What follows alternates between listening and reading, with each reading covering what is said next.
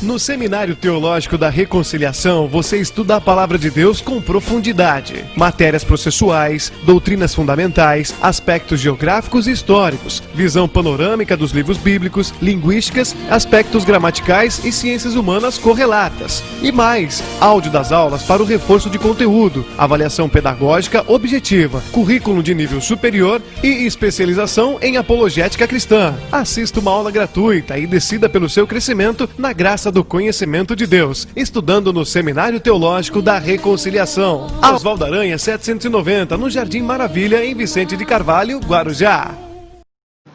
Graça e paz, amada igreja. Amém. Vamos nos colocar de pé, amados. Vamos estar rogando ao nosso Deus, agradecidos por mais essa oportunidade que Ele nos concede de estarmos aqui reunidos no nome santo de Jesus, o seu Filho amado, para a honra e glória desse Deus, né, amados? E que nós possamos ter nas nossas mentes, no nosso pensamento, o privilégio e a graça que Deus tem dado a nós, né, povo brasileiro, de podermos nos reunir em nome de Jesus, né? Podermos juntos, livremente, poder falar deste nome, né? Que nós possamos começar a nossa gratidão já por aí, né? E que Deus nos leve a um sentimento de gratidão verdadeira e amor por Ele por nós. Amém, amados? Oremos, queridos. Pai Santo, Deus da glória, quero te agradecer, ó Deus Santo, Pai, por esta oportunidade, Senhor, de estar aqui juntamente com o teu povo, reunidos no nome santo de Jesus, teu Filho, Pai, o autor e consumador da nossa fé. Estamos aqui, ó Deus, porque tu quiseste, Senhor. Por misericórdia e graça, tu nos alcançaste, nos chamaste, Senhor. Ó Pai querido, nos separando para glorificar, para exaltar, enaltecer e falar do teu santo e bendito nome e o teu poderoso evangelho, Pai. Abençoa, Deus, todos aqueles que aqui já se encontram. Ó Pai Santo, Deus da glória, aqueles que estão vindo pelo caminho, traz, Senhor, guardado sobre as tuas potentes mãos, livrando de todo mal, Pai. E aqueles, Senhor, que estão nos seus lares, nas suas casas, não poderão vir, Senhor. Tu sabes e conheces, Senhor, as dificuldades e a necessidade de cada um. Sabemos que tu és um Deus, que tudo está patente, Senhor, aos teus olhos, Senhor, tudo tu sabes, Senhor. Então, ó Deus, entra com providência na vida de todos nós, Pai. Que aqui que nós estejamos com a nossa mente preparada, nosso coração também por Ti, Senhor, para juntamente, Senhor, prestar louvor e adoração a Ti, Senhor. Tira de nós, Senhor, o verdadeiro louvor, a verdadeira adoração, Pai. Prepara a nossa mente, nosso coração para receber a Tua palavra, o ensino da Tua palavra, dá graça àqueles que vão ensinar, Senhor. Ser conosco, Senhor, na manhã deste dia, recebendo o nosso culto e a nossa adoração ao Pai, é o que nós te pedimos e desde já te agradecemos, em o nome de Jesus, amém e amém, Jesus. Podemos sentar, irmãos, vamos estar louvando e bendizendo o nome do nosso Deus, da nossa irmã Valéria.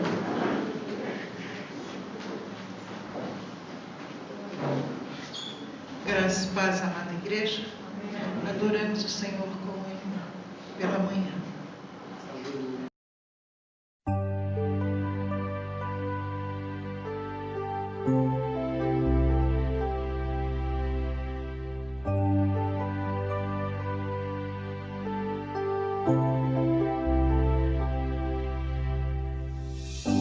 Pela manhã te buscarei, de madrugada eu me acercarei de ti. Minha alma te anela e tem sede de ver tua glória e teu poder. Meu socorro vem de ti, e na sombra de tuas asas regozijarei. Minha alma está pegada a ti, porque tu tua destra.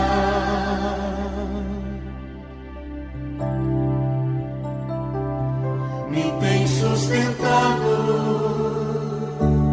pois tua destra me tem sustentado.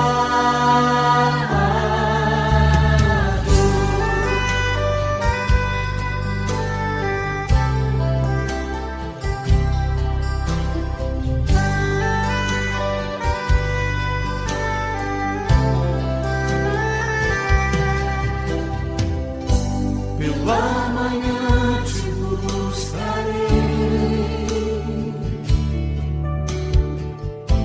de madrugada eu me acercarei de ti.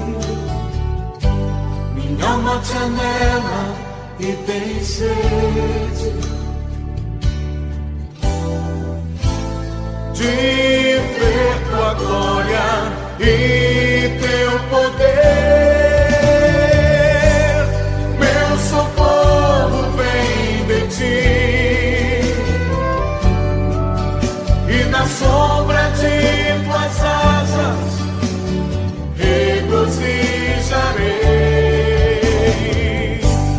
Minha alma está pegada a ti, porque tua destra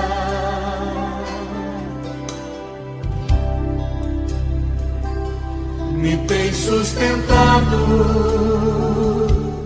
pois tua destra me tem sustentado.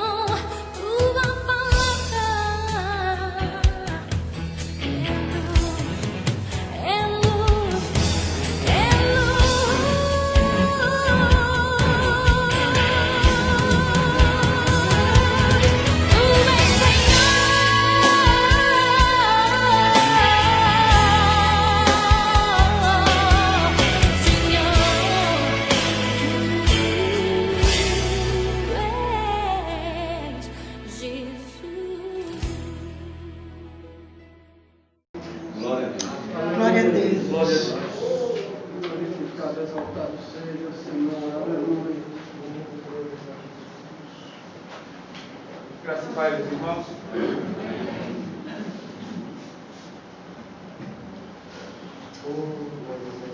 Glória a Deus. Vamos fazer a leitura da nossa lição? Lição de número 7.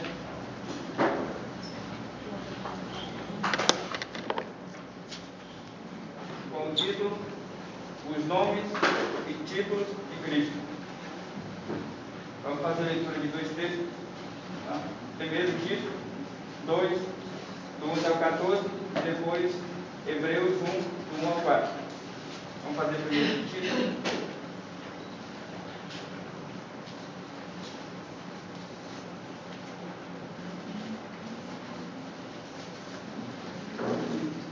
Título 2, 11 ao 14.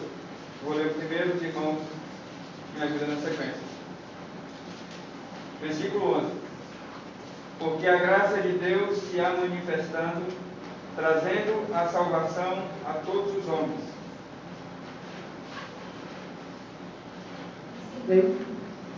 Ensinando-nos que, renunciando à impiedade e às concupiscências mundanas, vivamos neste presente século sóbria e justa e piamente, aguardando a bendita esperança e o aparecimento da glória do nosso grande Deus e Salvador Jesus Cristo,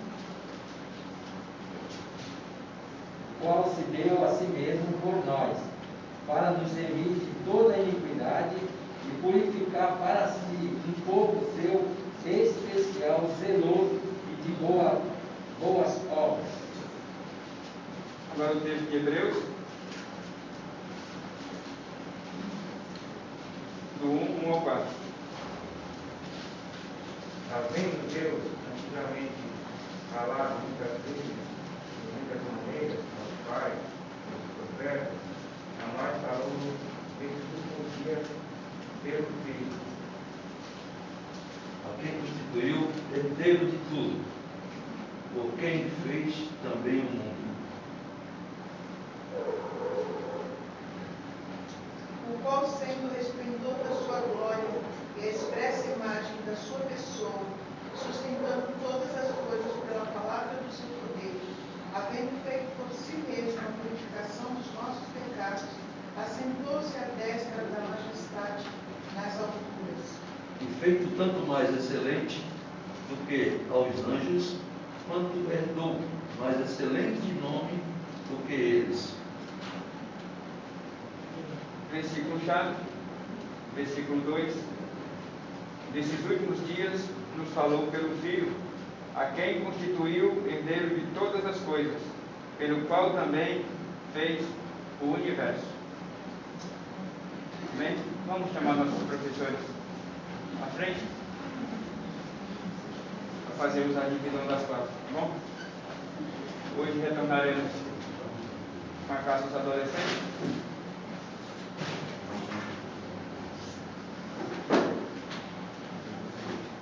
Dê suas mãos para cá, vamos orar pelos nossos professores.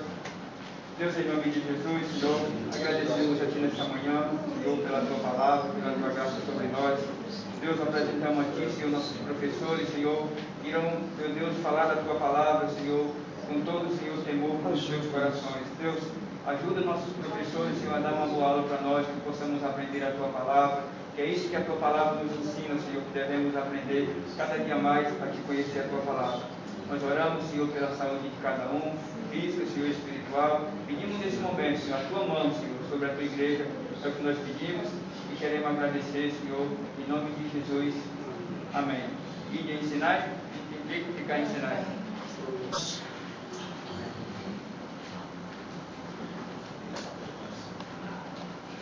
Bem, nós vamos a um título de lição hoje, e o próprio conteúdo dela, não sei se os professores e os irmãos que leram observaram isso. É um título um pouquinho,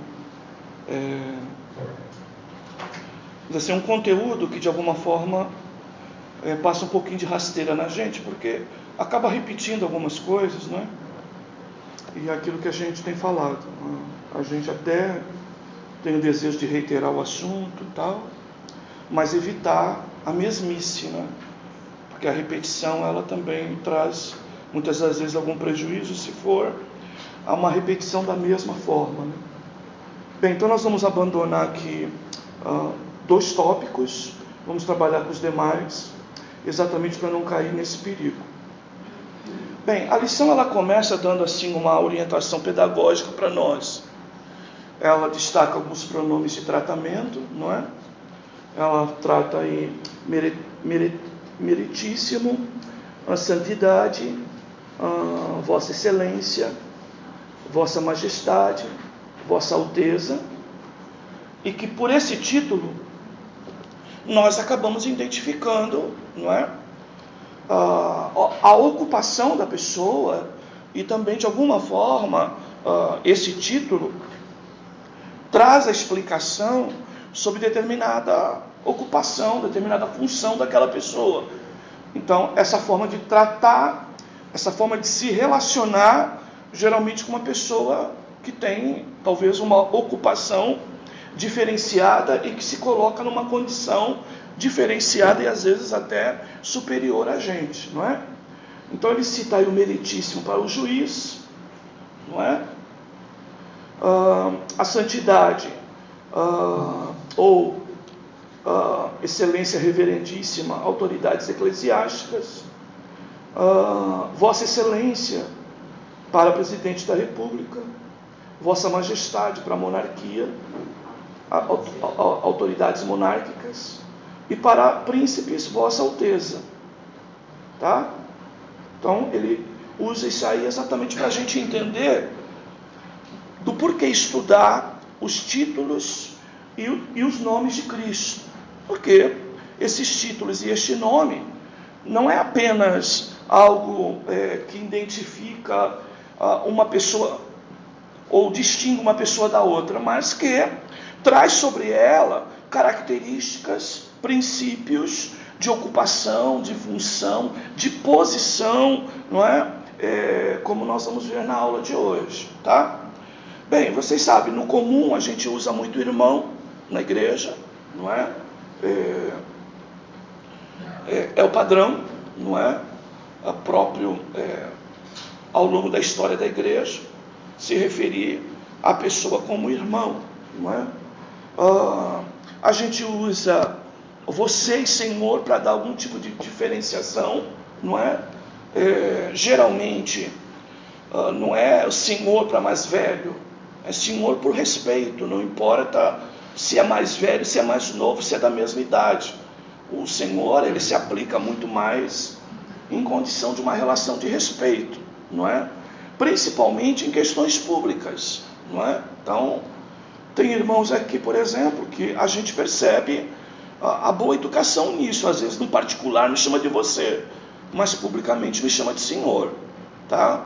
Porque senão vai dar a chance de alguém que não tem o mínimo de liberdade com a gente, não é? Por ouvir em público que alguém nos chamou de você, aí vem chamar a gente de você, e às vezes quebra alguns protocolos, não é? Então, eu com alguns amigos pastores, por exemplo, o Pedro Salinas mesmo, o Hélio, não é?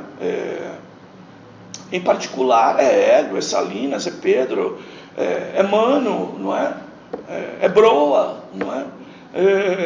Mas em público é lógico, pastor, nós não vamos, não é? Abrir uma possibilidade de alguém se aproveitando disso, quebrar protocolos de relacionamentos, tá? Bem, o nome da pessoa também aí dá o exemplo, não é? Por exemplo, ele usa aí Balabanian, que é a origem da terminação an, como Armênia. Então, quem conhece um pouquinho de grafia, de linguística, aqui no caso é ter semiótica, não é?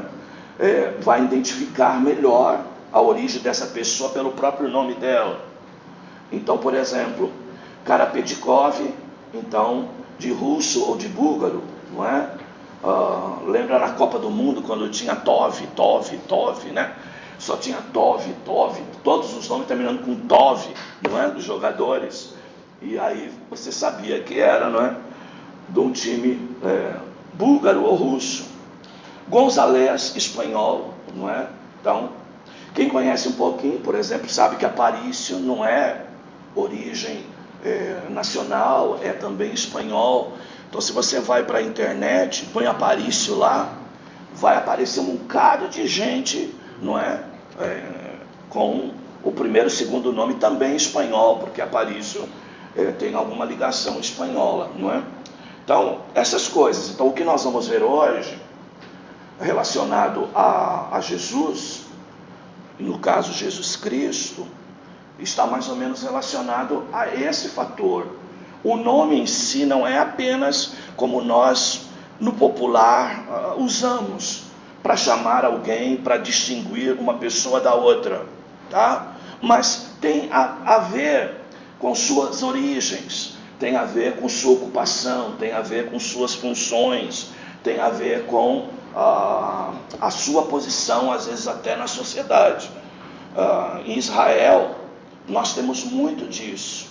O nome hebraico, ele é muito usado, não é? Para distinguir e diferenciar pessoas, não é? Os irmãos sabem que surgiu uma corrente muito errada aqui no Brasil, não é? Todo mundo queria saber a sua ligação com linha judaica e hebraica, não é? E muitos começaram, inclusive, a buscar o seu nome em hebraico, não é? Outro dia, nós brincando aqui mesmo no seminário, onde um professor de teologia tinha um semestre para dar alguma noção de hebraico para os alunos, em outra escola, não na nossa, não é? E ficou 6 meses ensinando o nome da pessoa como que era em hebraico, não é? Esqueceu a Bíblia, a doutrina, e ficou fazendo esse tipo de besteira.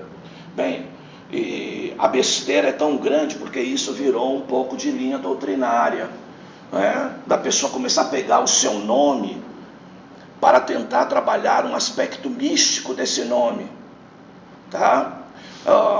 Então, os pais hoje em dia, que não conhecem Bíblia principalmente, não é? Pegam uma listinha de um bocado de nome de pessoas para dar para os seus filhos. E geralmente este caderninho de nomes, ele tem uma ênfase mística, aonde o nome dessa criança acaba trazendo uma espécie luz, não é? Sol, cristalino, coisas com essas expressões, mas que faz ponte muitas das vezes a linha esotérica, a linha mais mística. Então, isso é um perigo, tá? No mundo ocidental, geralmente, os nomes das pessoas geralmente não tiveram muito isso por natureza, porque os irmãos sabem, principalmente nós no Brasil, somos muito uma miscigenação. Todos nós temos um pouquinho de alguma coisa, tá? Então, por exemplo, eu fui procurar saber Aparício, né? Até porque tentei tirar o passaporte espanhol, né? Infrutífero, não consegui, não é? Que era mais fácil a gente se movimentar, né? E aí, queridos, descobri, por exemplo, né, que o avô do meu pai, quando veio para cá, para o Brasil, tá? Com esse nome todo de Aparício, a gente fala, puxa, um espanhol quente, não é? Cheio da bufunfa, de repente deixou, né? Algumas coisas por lá e tal. Bem, o vô do meu pai veio para cá, tá? Escondido, tá? Dentro de um navio cheio de escravos negros, tá? Que muitos escaparam da Europa procurando lugares melhores. E o vô do meu pai, por exemplo, ele veio para cá, para o Brasil, nessa condição, não é?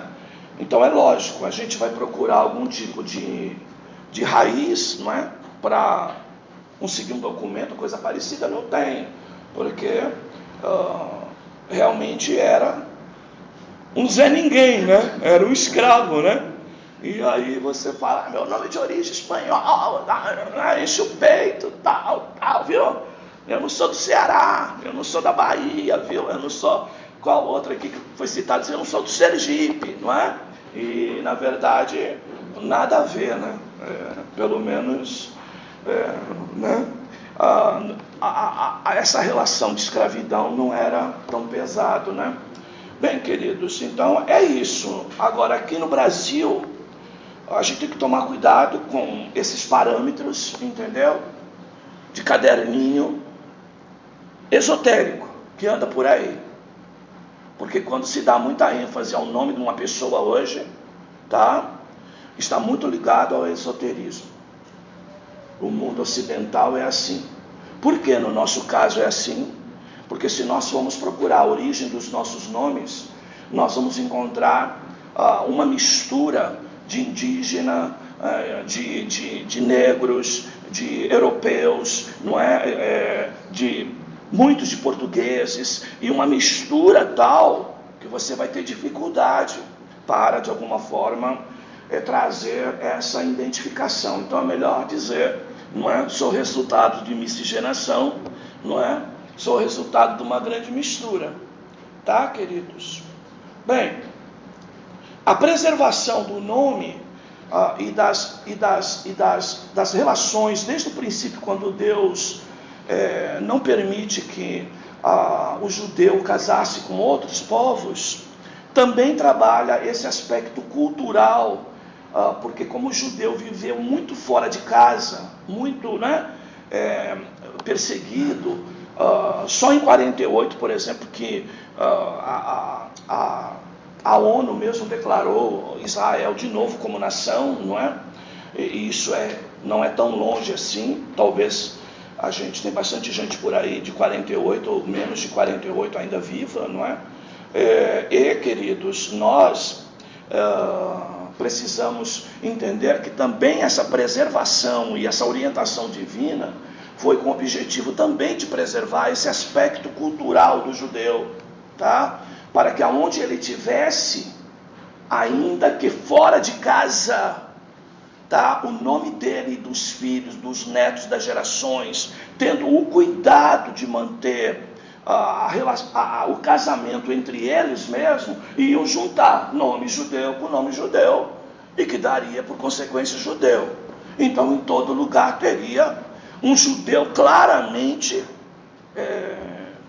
conhecido pelo seu próprio nome, tá? Pelo seu próprio nome. Então é uma das marcas que nós podemos falar para os irmãos em termos de história, não é? E para colocar vocês um pouquinho no contexto da lição. Tá? Com pedigree, né? Como? Com pedigree, né? Dá para identificar o pedigree, não é? E já sabe que miscigenação, numa linguagem mais popular, vira-lata. Jogou a bola pingando, né? Não tem como ir lá e não cortar, né? Bem, queridos, é melhor vira-lata do que, né? Descendente de escravo. Né? Bem, apesar que escravo todos nós éramos, né? Mas Cristo nos libertou. Glória a Deus. Bem, nós vamos trabalhar então hoje, eu quero trabalhar com os irmãos assim, duas coisas. Eu já expliquei isso aqui, talvez não com a profundidade que a lição nos oferece, mas eu já expliquei isso para os irmãos aqui. A palavra Jesus Cristo, por exemplo, tá? E essa palavra, então, uma palavra que toda ela, desde sua semântica até os títulos ligados a Jesus, eles estão relacionados, então, à natureza humana. O Jesus que veio de mulher, o Jesus filho de Maria e José, tá? E esse Cristo, tá bem? Ele, então, todo ele é de sua origem, ok? Divina. Então, quando você vê alguns textos só dizendo o Jesus, tá? Então vamos lá para a filosofia. Só o Jesus, é o Jesus histórico, é o Jesus humano, tá? É o Jesus filho de mulher, nascido de mulher, tá? A ênfase na natureza humana. E você vai encontrar muitos textos assim.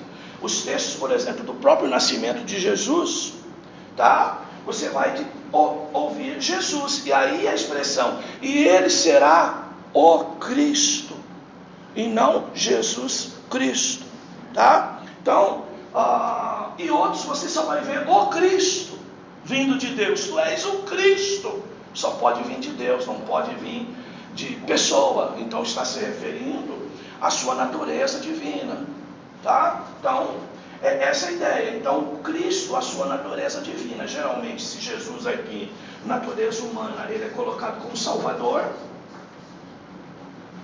tá? E esse aqui de natureza divina, geralmente, não é? Ele é colocado então como Senhor. Nós poderíamos usar essa expressão, poderíamos até usar outras, mas eu acho até para ficar mais claro para os irmãos a ideia de Senhor e Salvador, Salvador e Senhor, tá? Até aquilo que não sei se comentamos aqui, às vezes alguns pregadores dizendo tal irmão conheceu Jesus como Salvador, falta ele conhecer como Senhor.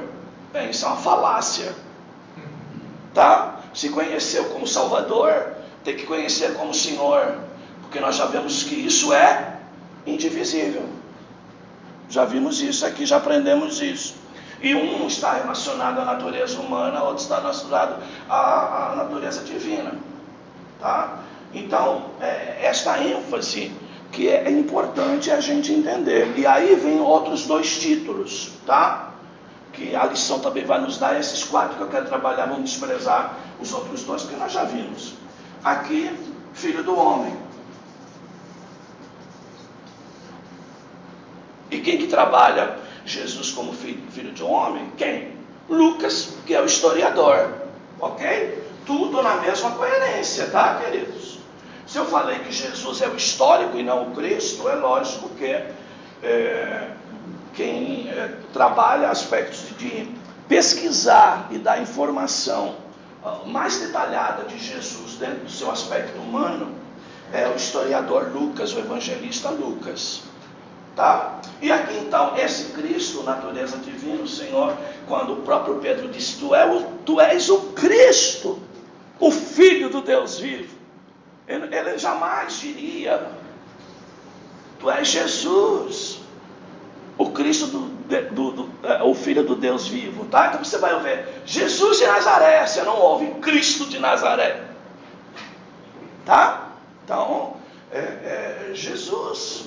Por quê? Nazaré foi a cidade que Jesus morou, e isso está relacionado a aspectos humanos, tá bom, queridos?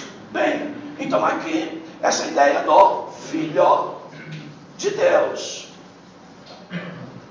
E quem que trabalha isso, como nós já vimos aqui, não é? É João, evangelista João, que trabalha bem o aspecto como se diz, da natureza divina, e trabalha bem o aspecto do evangelho espiritual, do evangelho que vai revelar realmente a divindade e aspectos mais espirituais de Cristo, ele como Deus, tá? Então a lição, ela trabalha isso, ela trabalha depois Logos, não é? E Kyrios, mas nós já vimos essas duas palavras, não vamos nos debruçar nesse assunto. Se os irmãos tiverem dúvida, depois manda perguntinha para a gente que a gente responde, tá? Então nós vamos trabalhar essa ideia aqui, tá? Então Jesus Cristo, o nome Jesus está relacionado à sua natureza humana, a ênfase é Salvador dos seus pecados, como nós vamos ver. Ele é apresentado como Filho do Homem, esse é o título relacionado a isso. E o principal escritor falando sobre isso, objetivando isso, é Lucas. E aí eu tenho então o Cristo, tá? Este nome então, que quer dizer ungido, não é? Você sabe, ouvido de Deus, não é? O Cristo, ele então define sua natureza divina, a melhor expressão para ele, inclusive, é Senhor. Ele é, na tradução, Filho de Deus, Cristo, o Filho do Deus vivo, na declaração de Pedro, por exemplo. E quem mais trabalha todo o seu evangelho para apresentar esse Cristo como Filho de Deus é o evangelista João. Tá? Deu? Muita informação? Bem, você pegando isso, você entende melhor a lição, né, irmãos? Porque a lição ela é informativa. A pedagogia tem que ser do professor. E às vezes é isso que o professor precisa entender. A aula precisa ser tabulada, preparada, organizada. Entendeu? Para você apresentar isso aos irmãos. Porque senão a gente é leitor de lição. E para ler lição, todos nós podemos ler em casa. Tá?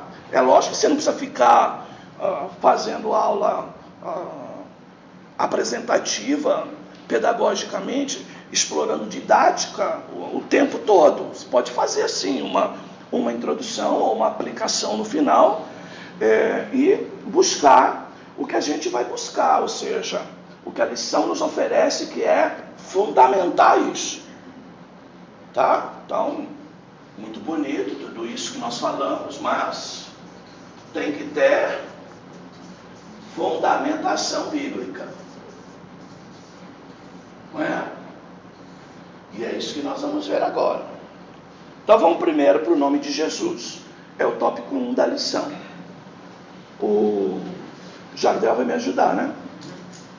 Se você quiser ficar aí, filho, e ler daí, não tem problema. Se quiser usar aqui, eu ver o que é melhor para ti, tá? Então vamos lá. É página 51, o tópico 1 da lição. O nome de Jesus. Lá diz: Jesus tinha plena consciência de sua pré-existência. Ter vivido com o Pai antes de vir à Terra, é essa a ideia da sua pré-existência. Nós já falamos bastante sobre pré-existência, mas é bom então a gente enfatizar a consciência de Jesus sobre isso. Então vamos ler João 3,31 e João 8,58. João 3,31 e João 8,58. Quando eu oferecer dois, se o Amaury puder ajudar com o segundo texto, a gente alivia um pouco o irmão Jardel, tá, querido? Então o Jardel leu o 3,31 e o Amaury leu o 8,58, por favor. Eu tenho que ler aqui na frente, tá, irmãos? Que senão fica um vazio na gravação. Então, por favor, irmão de trás, não leia, senão eu tenho prejuízo aqui na hora de pôr a gravação, tá? 31. Aquele que vem de cima é sobre todos. Aquele que vem da terra é da terra e fala da terra. Aquele que vem do céu é sobre todos. Perfeito, ele está falando a respeito de si próprio. É uma ênfase, tá? A origem dele e a sua consciência de pré-existência. Jesus, como humano, tinha consciência da sua divindade, tá? Isso não foi lhe ocultado, ele tinha consciência disso. 8,58. Disse-lhe Jesus: em verdade vos digo, que antes que Abraão existisse, eu sou. Então tá aí. Mas um texto que dá essa ênfase, tá? Então, qualquer um, como você vai ver no texto, que fique falando, como você pode ser antes de Abraão? Como que você pode ser antes de Abraão? Por quê? Estão olhando Jesus como humano, tá? Então, apenas aqueles que recebem esta revelação, entendendo que ele é Deus, vão entender que ele é antes de Abraão por conta disso. Ele não é só antes, como foi ele que chamou Abraão, não é? Na condição de Deus, tá? Bem, Jesus e Salvador, o item 1, do tópico 1, na sequência. Jesus é a versão grega de 3 nomes comuns hebreus. Olha lá, Josué, Jehoshua e Jeshua. Foi o nome pela qual Jesus ficou conhecido durante a vida terrena. E aparece cerca de 600 vezes no Evangelho. Lucas 1,31. Pode ler o da lição mesmo. E eis que conceberás e dará à luz um filho, a quem chamarás pelo nome de Jesus. Ok, se você seguir, pega o texto lá na Bíblia, filho, lê o 32. Acho que vai clarear mais ainda o que estamos falando. Dá uma sequenciazinha aí.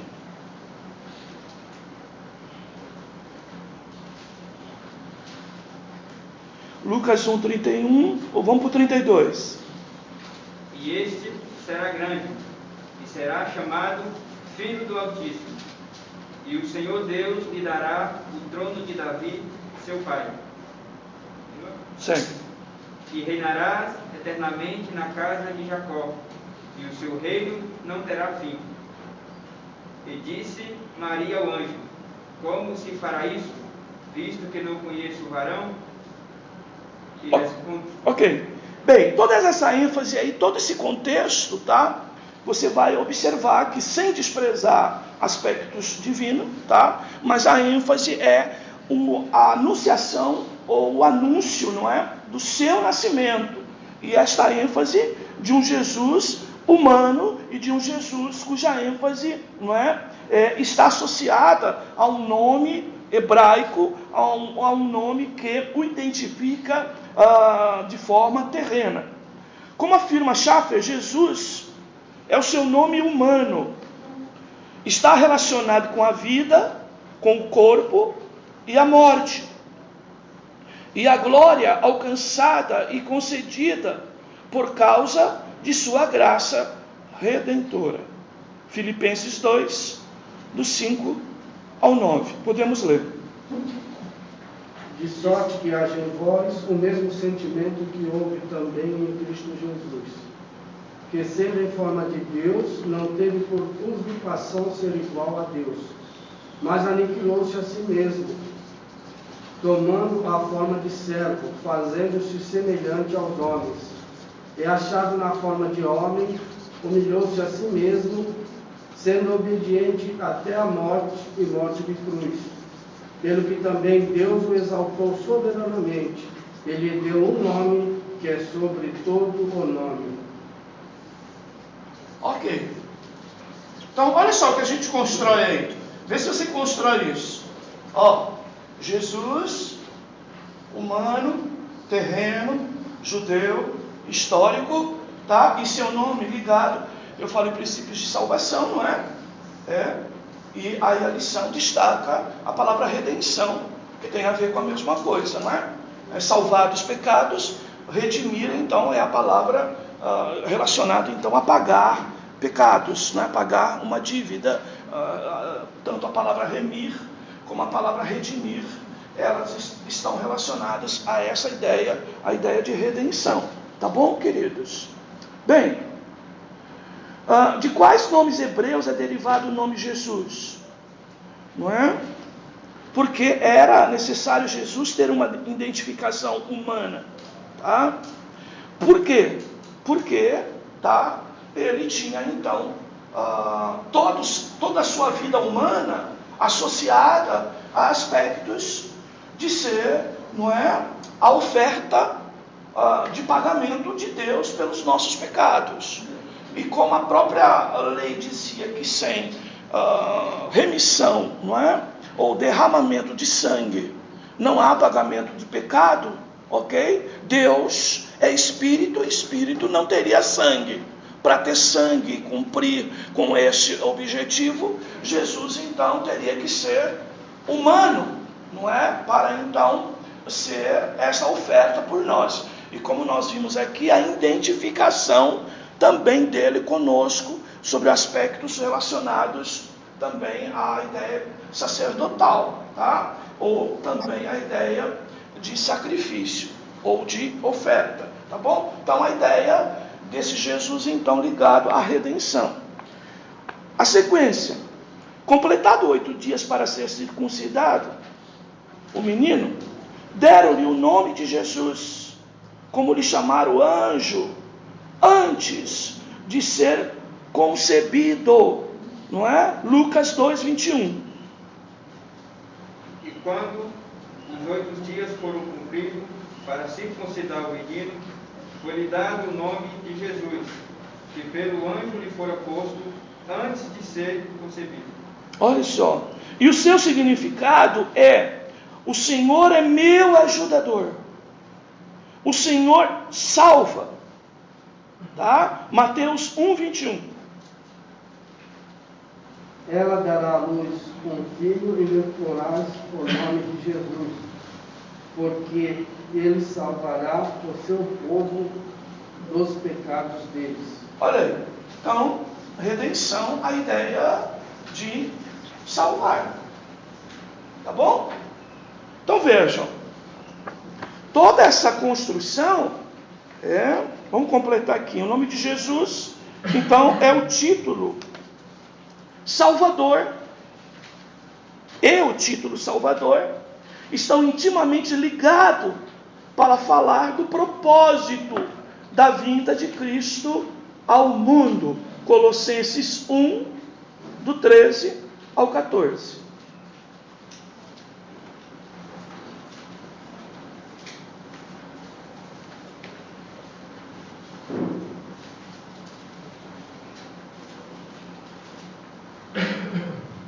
Ele nos tirou da potestade das trevas e nos transportou para o reino do seu Filho, do Filho do seu amor, em quem temos a redenção, pelo seu sangue, a saber, a remissão dos pecados. Está aí. Está bem, queridos? Então você vai ver, os irmãos às vezes não estão muito familiarizados. Às vezes eu acrescento algumas coisinhas, irmãos, até para você, não é? Entender bem isso, porque uma hora um irmão menos avisado, a gente fala de Salvador, depois você lê na lição redenção, aí o irmão fica, pô, mas é Salvador ou é Redentor? Tá? E você precisa entender que tudo isso são expressões similares, semelhantes, e que querem dizer talvez um detalhezinho a mais que amplia a compreensão, mas nunca ao contrário, tá? Para dizer que está errado, tá bom, queridos? Mas são complementares, tá bom, queridos? Então, esta ênfase aqui que você tem que entender, tá? Então, quando você vê um filósofo, quando você vê a própria matéria história, não é? Há uma tendência natural de você identificar Jesus, tá? Como o Jesus histórico. Então, quem é o Jesus histórico? É o Jesus homem, tá?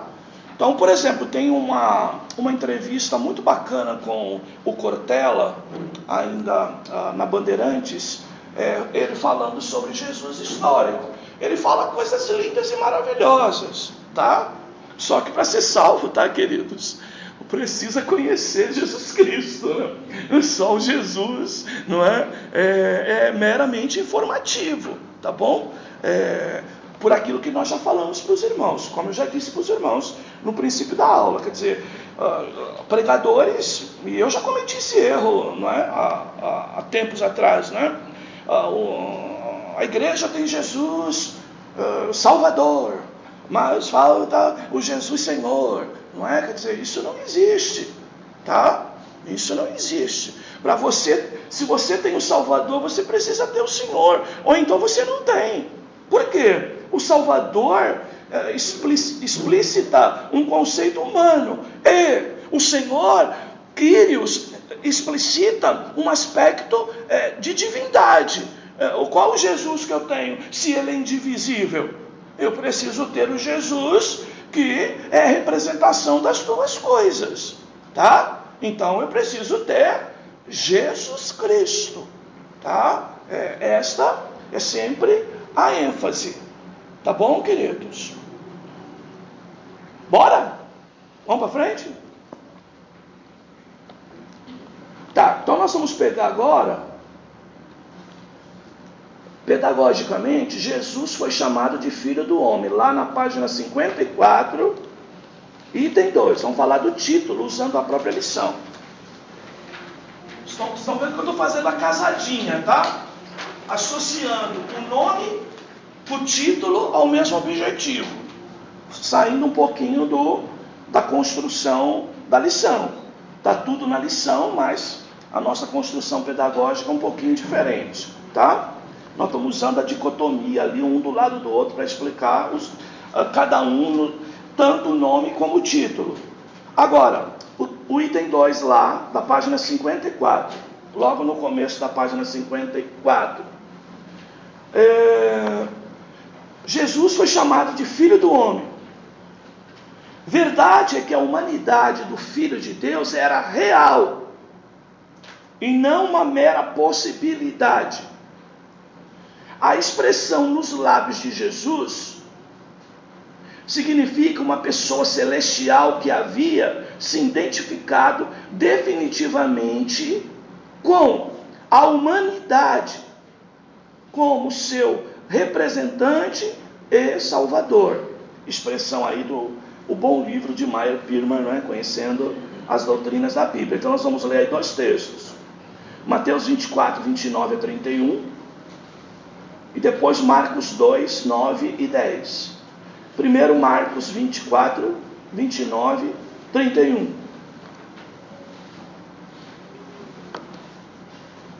E logo depois da aflição daqueles dias, o sol escurecerá, e a lua não dará a sua luz, e as estrelas cairão do céu, e as potências do céu serão abaladas. Então aparecerá no céu o sinal do Filho do Homem, e todas as tribos da terra se lamentarão e verão o Filho do Homem vindo sobre as nuvens do céu com poder e grande glória. E ele enviará os seus anjos com vigor, clamor de trombeta, os quais ajuntarão os seus escolhidos desde os 4 ventos, de uma a outra extremidade dos céus. Perfeito. Esse texto aí, ele está falando sobre a parousia, não é? Ele está falando sobre a volta de Jesus. E ele basicamente está falando, é óbvio, de juntar seus eleitos em todos os cantos da terra. E a ênfase aí que você vai ver é exatamente essa, tá? De salvação. Então, se você pegar a própria palavra eleitos, tá? Então, os eleitos de Deus são eleitos para salvação. Palavra que você tem que aprender a associar para formar um pensamento único sobre o mesmo assunto.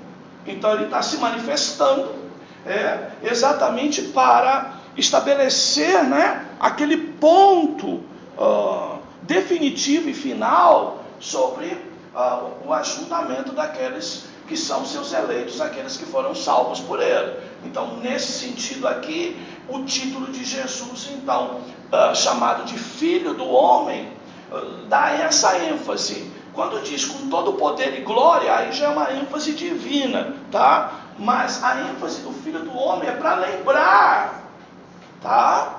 De que doutrinariamente, teologicamente, quem primeiro, né? A ênfase primeira da salvação, ok, queridos, está ligado à relação humana, tá? É o Jesus que morreu na cruz, tá? Sem separar, não é? O que uma natureza, próprio de uma natureza, a outra experimentou. Mas a ênfase é do Jesus humano, tá bom, queridos? Então, essa expressão, Jesus, como vimos no início, que esse nome está relacionado ao título de Filho do Homem, juntando então a ideia de Salvador, um homem, Deus, né? A melhor expressão é Deus homem, mas a ideia de este homem que morreu na cruz do Calvário para nos dar salvação. Esse ser perfeito, sem pecado, que também era e é e continua sendo homem e Deus. Então, Jesus que vem é Filho do Homem, tá? A ênfase é essa para lembrar de Salvador. Alguém pensa que depois do arrebatamento, ou da ressurreição, Jesus ficou só sendo Deus. Isso não é verdade, tá, irmãos? Eu repito para os irmãos as primeiras aulas aqui. Isso é inseparável. Tá bom? E por isso que ele é a primícia dos que dormem. E por isso que a Bíblia diz que nós teremos um corpo semelhante ao de Cristo. Tá? Essas ênfases que você precisa associar. Para fugir, inclusive, do erro das testemunhas de Jeová, que diz que a ressurreição foi espiritual. Tá? A ressurreição de Cristo não foi espiritual. Ela foi física. Tá bem, queridos? Tá? Essa ênfase. E foi o único que ressuscitou para não morrer mais. Tá? Aí o irmãozinho, mas Lázaro não ressuscitou. Morreu. Depois morreu de novo. E está esperando a ressurreição final. Pelo poder desse Cristo que ressuscitou primeiro. Tá, queridos? Então, é esta ênfase que nem os irmãos, às vezes, mal doutrinados, dão muito. Jesus ressuscitou no céu alguém em um lugar aí, que maravilhoso. Bem, mais alguns dias o cabra vai ficar doente de novo. E vai morrer de novo. Tá, queridos? A gente precisa entender a diferença para Cristo. Ele é único. Tá? Ele é único. Marcos 2, 9 e 10. Qual é mais fácil dizer ao paralítico: estão perdoados os teus pecados, ou dizer-lhe: levanta-te e toma o teu leito e anda? Ora, para que saibais que o Filho do Homem tem na terra poder para perdoar pecados, disse ao paralítico: a ti te digo, levanta-te, toma o teu leito e vai para a tua casa. Olha só, e a confusão daqueles homens, porque Jesus fala aqui, para que vocês saibam que o Filho do Homem tem poder na terra para perdoar pecados, tá? Aí não fala Filho de Deus, fala Filho do Homem. Jesus está se colocando como homem e perdoando pecado. Por quê? Porque é a sua natureza humana que se identifica com o aspecto soteriológico, o aspecto da salvação. Tá? E a palavra perdão aí, é lógico, está também relacionada à palavra salvação, eleição, redenção, remissão, que nós já citamos. Por quê? Salvar de quem? Salvar do pecado. E o pecado precisa ser o quê? Perdoado. Tá? E Jesus então é o nosso Salvador. E neste caso, o que ele é? Ele é o que a gente chama na teologia de o elemento substituto. Ok? Quando a gente fala até de identificação. Tá? Lembra no Antigo Testamento, quando o sacerdote punha as mãos sobre o cordeiro que ia ser imolado? Então a ideia era exatamente essa, do sacerdote como homem, pedindo perdão dos pecados pelos homens ou por ele mesmo. Ele estava colocando a mão, ele estava se identificando com aquele cordeiro. Tá? Então essa ideia da identificação significa dizer: ele está no meu lugar, ele se identifica com a minha causa. Tá? Então Jesus é exatamente o seu nome humano. Para ele então se identificar, ele precisa ser humano. Tá? Humano. Então a ênfase é sempre essa. Tá bom? Para ele provar aos discípulos que ele morreu, voltou como humano, comeu junto com eles. Perfeito. A Bíblia dele não era, nos ensina, e aqueles que procuram entender, que Jesus era Deus, mas como ele diz: olha, eu estou aqui, ó, toca em mim e tal, vamos comer aqui, eu agora não tenho mais parte como ser humano aqui, mas que vou morrer de novo, não, mas como Deus vai mostrar a vocês que são, mas não tem mais corpo, não. Perfeito. Eu não quero criar doutrina, tá? Nem que vocês viajem, entendeu? Mas alguém pensa assim: nós vamos comer depois lá no céu, vai ter comida, entendeu? Então, a resposta é, essa possibilidade existe. Jesus em corpo glorificado comeu. Essa possibilidade existe. Eu não vou dizer para vocês, cravar, vamos comer, entendeu? Mas a Bíblia fala de ceia lá no céu, tá? 1 Coríntios 2. A Bíblia fala, né? Inclusive da árvore da vida, no novo céu, na nova terra, um fruto que será comido pelas nações, pelas pessoas, entendeu? Então, bem, eu não quero, entendeu, irmãos, falar de bobagem, tá? Lá o mais importante é que Jesus vai estar lá. O mais importante é o céu, pastor. E que nós estejamos lá também. O céu, né? É o céu que temos que ir. Sim.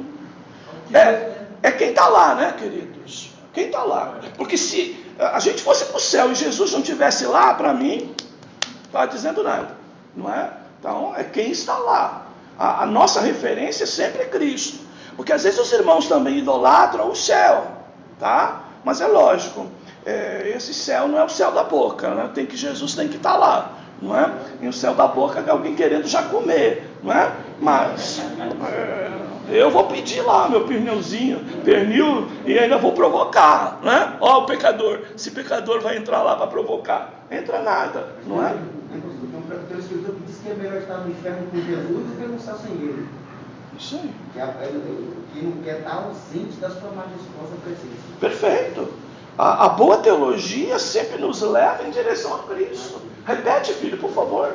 Eu li já um escritor, né, que falou que é melhor estar desfrutando da presença dele no inferno do que um céu com ausência dele. Perfeito. E o que preenche nós é isso. Perfeito. Porque aonde ele estiver, o céu se instaura, né? O verdadeiro, né? E aonde ele não está, não existe. Então, essa é a referência. A maior ausência,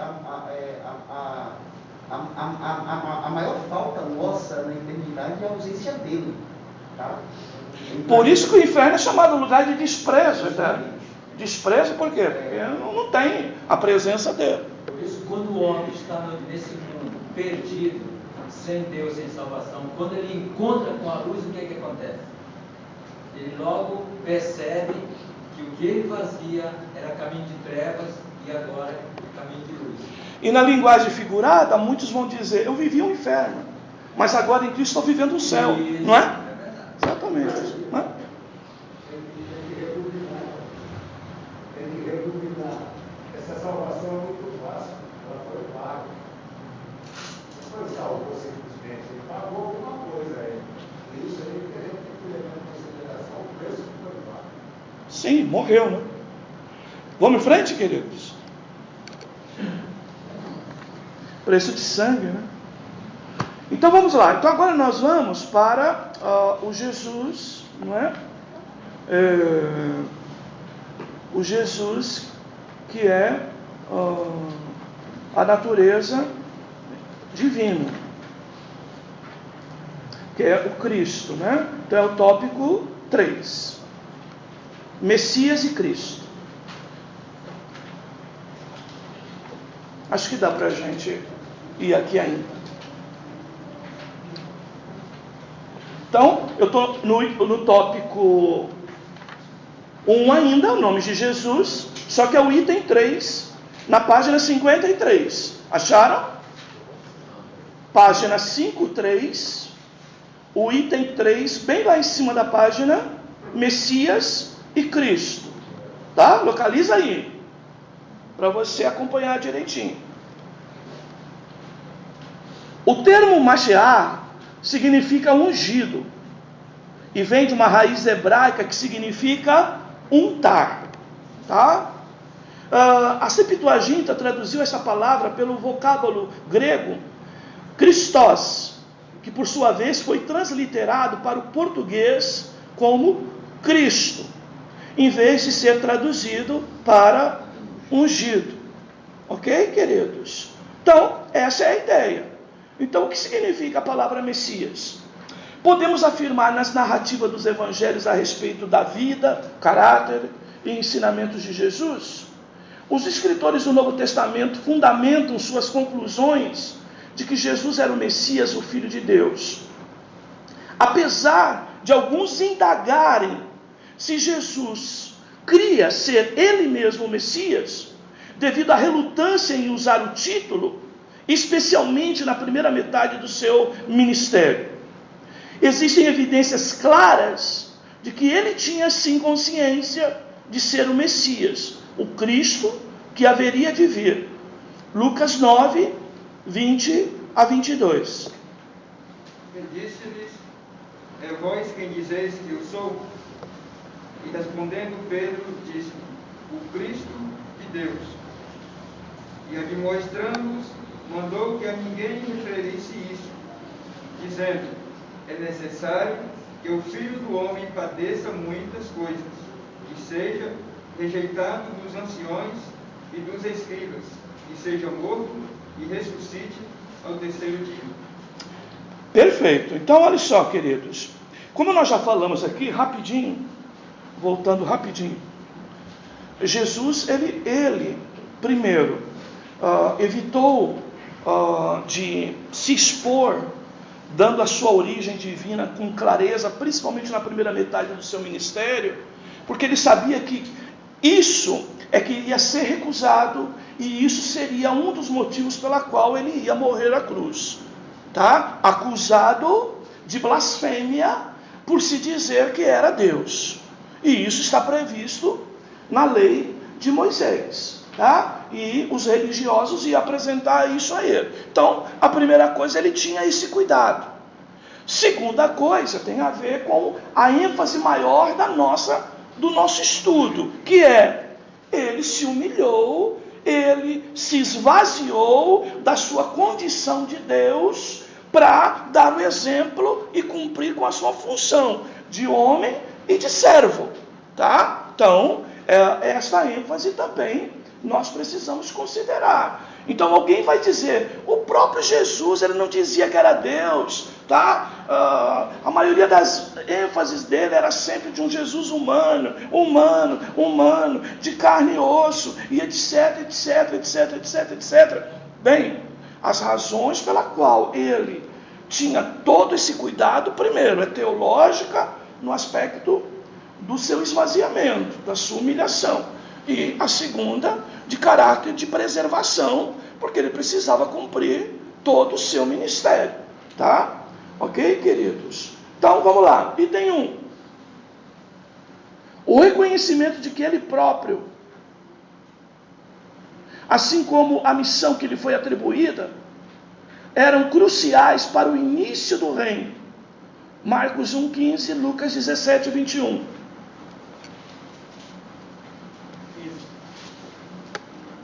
E dizendo, o tempo está cumprido, e o reino de Deus está próximo. Arrependei-vos e credes no Evangelho. Lucas 17, 21.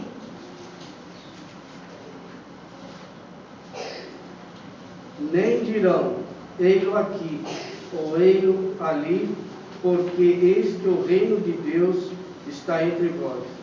Perfeito. Então vejam só, a missão de Cristo a respeito de estabelecer o reino de Deus, tá? Ele, de maneira consciente, dizendo que ele estava iniciando e que estava já no meio deles, tá? Algumas expressões, o reino de Deus é chegado, o reino de Deus está no meio de vós, e essa referência a ele mesmo. Então, uma consciência dele próprio e de sua missão. Segundo, a entrada triunfal em Jerusalém, Marcos 11, do 1 ao 11. Princípio do Evangelho de Jesus Cristo, Filho de Deus. Como está escrito no profeta Isaías, eis que eu envio o meu anjo antes a tua face, o qual preparará o teu caminho diante de ti. Voz do que clama no deserto, preparai o caminho. Tá certo o texto, gente? Tá? 11 é 1. Perdão.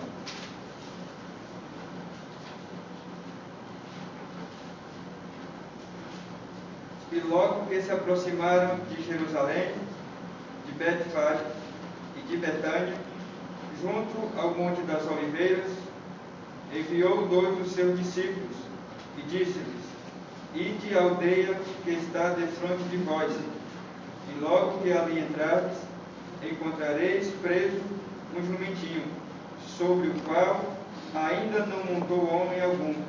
Soltai-o e trazei-o. E se alguém vos disser: Por que fazer isso?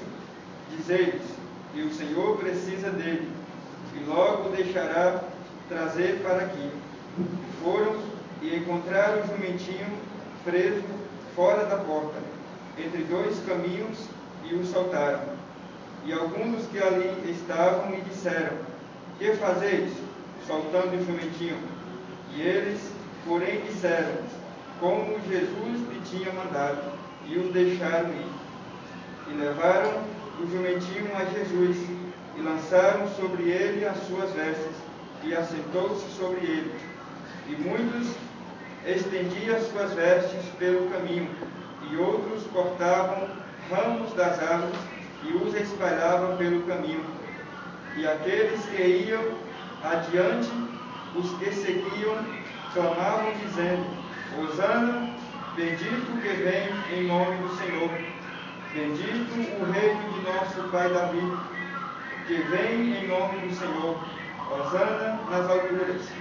E Jesus entrou em Jerusalém no templo, e tendo visto tudo ao redor, como fosse já tarde, saiu para Betânia com os 12. Obrigado, filho, é isso aí. Ó, o verso 3. O verso 3, a ênfase, né? E se alguém vos disser: Por que fazeis isso? Dize-lhe que o Senhor precisa dele. Ó a palavra Senhor aí, ok? Kyrios, ok? Então, consciência de missão e de natureza divina. Tá bem, queridos? Tenta não se perder, tá? 3. O testemunho durante o julgamento a que foi submetido. Marcos 14, 61, 62. Mas ele calou-se e nada respondeu. O sumo sacerdote lhe tornou a perguntar e disse: És tu o Cristo, o Filho do Deus bendito? E Jesus disse-lhes: Eu o sou. E vereis o Filho do Homem assentado à direita do poder de Deus, e vindo sobre as nuvens do céu. Perfeito. Eu sou. Tá? Consciência de quem ele era. Jesus, homem, tendo consciência clara sobre si mesmo, que ele era divino. Tá? 4. Jesus aceitou o título de Cristo, verbalizado pelos discípulos mais íntimos. Marcos 8, 29. E ele lhes disse: Mas vós quem dizeis que eu sou? E respondendo Pedro, lhes disse: Tu és o Cristo. Graças a Deus. Bem, queridos, e agora então, nós vamos pegar ainda na mesma página, né? Os títulos de Jesus, Jesus chamado de Filho de Deus, que é o item 1 aí, finalzinho da página 53, na sequência que estamos. Jesus é descrito mantendo uma relação para com Deus, não participada por nenhuma outra pessoa no universo. Palavras de Meyer Pirman. Deus deu esse título ao Redentor vitorioso e leva todos os seres humanos a reconhecerem o senhorio de Jesus de forma inquestionável. Filipenses 2, do 10 ao 11. Para que ao nome de Jesus se dobre todo o joelho dos que estão nos céus e na terra e debaixo da terra, que toda língua confesse que Jesus Cristo é o Senhor, para a glória de Deus Pai. Perfeito. De novo, que todos confessem que Jesus é o Senhor. Kyrios, de novo, a ideia ligando, tá, o seu título ao próprio nome de Cristo ou de Messias, que está então relacionado ao aspecto de sua natureza divina. Tá bom, queridos? Bem, é isso aí. No Seminário Teológico da Reconciliação, você estuda a Palavra de Deus com profundidade. Matérias processuais, doutrinas fundamentais, aspectos geográficos e históricos, visão panorâmica dos livros bíblicos, linguísticas, aspectos gramaticais e ciências humanas correlatas. E mais, áudio das aulas para o reforço de conteúdo, avaliação pedagógica objetiva, currículo de nível superior e especialização em apologética cristã. Assista uma aula gratuita e decida pelo seu crescimento na graça do conhecimento de Deus, estudando no Seminário Teológico da Reconciliação. Oswaldo Aranha 790, no Jardim Maravilha, em Vicente de Carvalho, Guarujá.